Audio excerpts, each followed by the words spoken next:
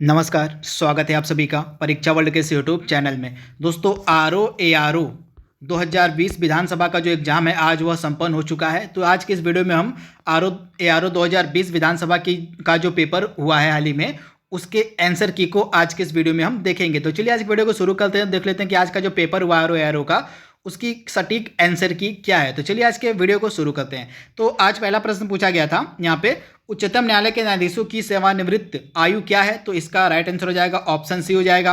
उसके बाद current affairs का एक प्रश्न था कि जो स्पुतनिक वैक्सीन थी इसका निर्माण किस देश के द्वारा किया गया था? तो रसिया इसका आंसर हो जाएगा।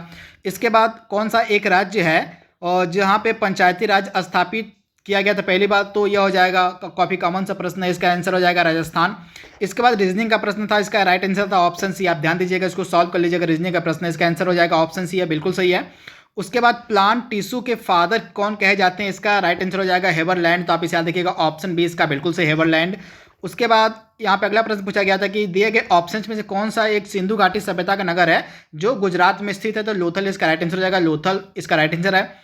उसके बाद अगला प्रश्न पूछा गया था कि भारत का पहला अंडर वाटर मेट्रो प्रोजेक्ट जिसकी शुरुआत मार्च 2022 में की जाएगी, यह है कोलकाता, इसका राइट आंसर हो जाएगा ऑप्शन सी।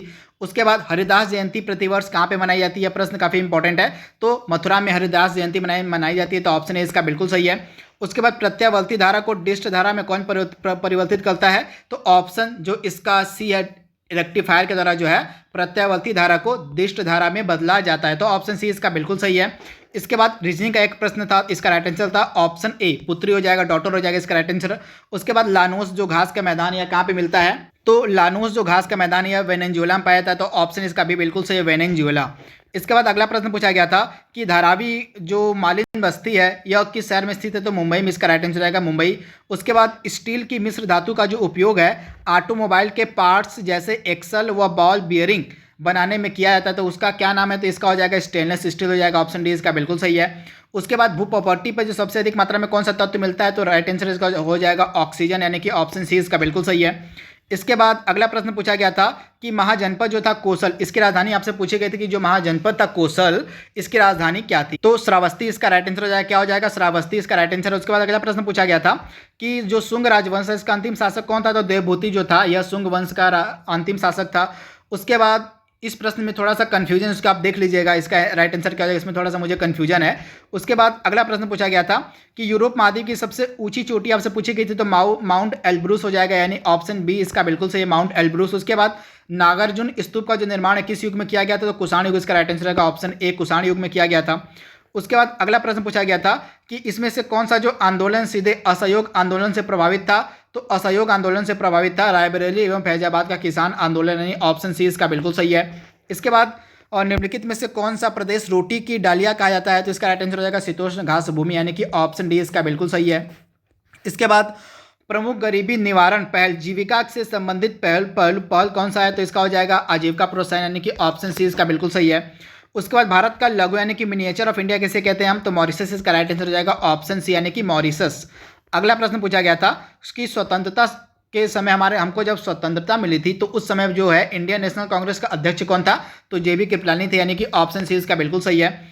उसके बाद अगला प्रश्न पूछा गया था कि निम्नलिखित में से किस वर्ष जो परंपरागत कृषि विकास योजना इसकी शुरुआत किया गया था? तो 2016 इसका राइट आंसर हो जाएगा ऑप्शन ए, यानी कि 2016 में।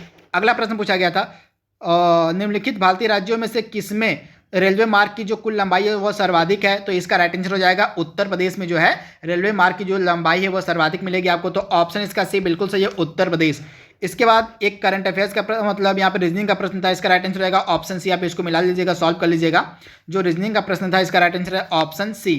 इसके बाद अगला प्रश्न पूछा गया था, यह भी बहुत कॉमन सा प्रश्न था, इसका राइट आंसर हो जाएगा हरा, यानी कि ऑप्शन ए भी रीजनिंग का प्रश्न था। इसके बाद अगला प्रश्न पूछा गया था कि जो आश्वस्त स्कीम थी, मतलब आश्वस्त जो योजना है, आश्वस्त जो इकाई थी, मतलब भारत की पहली साइबर अपराध निरोधक इकाई आश्वस्त, इसका जो शुरुआत है कहाँ पे किया गया था? तो पुणे, इसका राइट आंसर रहेगा ऑप्शन सी, पुणे में। उसका प्रेसिडेंट जो रूल होता है, राष्ट्रपति जो शासन होता है, किस अनुच्छेद के तहत लगाया जाता है? तो अनुच्छेद 356 के तहत जो है प्रेसिडेंट रूल लगाया जाता है। उसके बाद यूनिसेफ द्वारा बच्चों के अधिकार समर्थक अभिवक्ता के रूप में किस बॉलीवुड सेलिब्रिटी को नियुक्त किया गया था? तो आयुष्मान खुराना, इसका राइट आंसर हो जाएगा ऑप्शन डी, यानी कि आयुष्मान खुराना। अगला प्रश्न पूछा गया था कि कोविड-19 महामारी के समय निम्न में से किस एक्ट के तहत जो है भारत सरकार ने फेस मास्क व सैनिटाइजर अनिवार्य वस्तु श्रेणी को घोषित किया था। मतलब किस एक्ट के तहत जो है फेस मास्क और सैनिटाइजर को जो है एसेंशियल कमोडिटी घोषित किया गया था? तो आवश्यक वस्तु अधिनियम 1955 के तहत। तो ऑप्शन डी इसका बिल्कुल सही है। इसके बाद 1857 का जो विद्रोह था, इसका सीधा प्रभाव मतलब दुष्प्रभाव क्या था?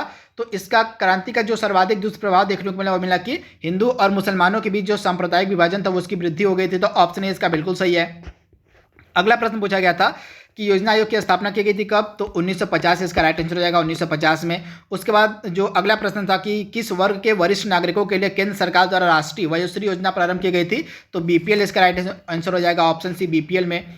उसके बाद अगला प्रश्न पूछा गया था कि आईएनएस जो सिंधुवीर है भारत ने किसको दिया है? तो म्यांमार को दिया है। तो ऑप्शन बी इसका बिल्कुल सही है। जो आईएनएस सिंधुवीर है भारत ने जो है म्यांमार को दिया है। उसके बाद सिल्क वॉर्म की जो खेती है मतलब सिल्क किसके अंतर्गत की जाती है? तो सेरीकल्चर इसका राइट आंसर हो जाएगा, ऑप्शन ए सेरीकल्चर। उसके बाद वैष्णव जो धर्म था उसको संरक्षण किसने प्रदान किया था? तो गुप्त वंश ने किया था। तो ऑप्शन सी इसका बिल्कुल सही, गुप्ता ने किया था। उसके बाद पारंपरिक ऊर्जा का स्रोत इसमें से कौन सा यह प्रश्न पूछा गया था? तो पवन ऊर्जा यानी कि विंड एनर्जी इसका राइट आंसर हो जाएगा। उसके बाद भारत का सबसे बड़ा कोयला का क्षेत्र कौन सा है? तो इसका झरिया राइट आंसर हो जाएगा, ऑप्शन ए झरिया हो जाएगा। इसके बाद अगला प्रश्न पूछा गया था तो इसमें से सही मिलान को मतलब आपको जो नॉट करेक्ट है मैच उसको बताना था। तो ऑप्शन जो इसका सी बिल्कुल सही है। जो विटामिन ई है ये नॉट करेक्ट है। तो ऑप्शन सी इसका बिल्कुल सही है। बाकी विटामिन ए रतौंधी होता है, विटामिन बी बेरी बेरी होता है और विटामिन के रक्त का थक्का से संबंधित है। तो ऑप्शन इसका सी गलत था, विटामिन ए का जो मैच है वो गलत था। अगला है कि जो सविनय अवज्ञा आंदोलन तक किस घटना से पहले घटित हुआ था? तो गांधी इरविन समझौता से पहले जो है सविनय अवज्ञा आंदोलन घटित हुआ था। आप इसे याद रखिएगा। उसके बाद दिल्ली सुल्तान के शासक के रूप में जो है रजिया सुल्तान का उत्तराधिकारी कौन बना था? यह प्रश्न पूछा। पूर्ण स्वराज की जो मांग थी यह की गई थी लाहौर अधिवेशन में। तो ऑप्शन इसका बी बिल्कुल सही। जो पूर्ण स्वराज की मांग थी यह लाहौर अधिवेशन में की गई थी और रजिया सुल्तान का जो उत्तराधिकारी था वह था बहराम शाह। इसे आप ध्यान दीजिएगा। उसके बाद नीति आयोग से संबंधित इसमें कौन सा प्रोग्राम है? तो 7 प्रोग्राम जो है नीति आयोग के द्वारा शुरू किया गया था। तो ऑप्शन सी इसका बिल्कुल सही है, 7 प्रोग्राम। इसके बाद अगला प्रश्न पूछा गया था कि जो प्री कैम्ब्रियन युग से संबंधित चट्टान वह कौन सी है? तो अरावली हो जाएगा। इसका right answer option A Aravalli. इसके बाद नालंदा बिहार की जो स्थापना किसके द्वारा करवाई गई थी? तो कुमारगुप्त के द्वारा, यानी ऑप्शन सी इसका बिल्कुल सही है। उसके बाद जो कजली आर्द्रभूमि वेटलैंड है कहाँ पे मिलेगा? आपको तो पंजाब मिलेगा। तो ऑप्शन ए इसका बिल्कुल सही है, पंजाब में। इसके बाद अगला प्रश्न यहाँ पे रीजनिंग का था। तो यह काफ़ी थोड़ा सा कंफ्यूजिंग प्रश्न था, तो इसको आप सॉल्व कर लीजिएगा वीडियो को सॉल्व करके। इस आंसर में थोड़ा सा मुझे कन्फ्यूजन है। उसके बाद जो लास्ट प्रश्न पूछा गया था यह भी रीजनिंग का था। तो इसका राइट आंसर था ए RBAETS। तो ऑप्शन ए इसका बिल्कुल सही। तो जो जीएस के 50 प्रश्न जो पूछे गए थे उसको हमने सॉल्व कर लिया है। बाकी 50 प्रश्न जो हिंदी के थे उसको हम अगले वीडियो में सॉल्व करेंगे। तो आज के लिए बस इतना ही। Thank you, thanks for watching, thank you.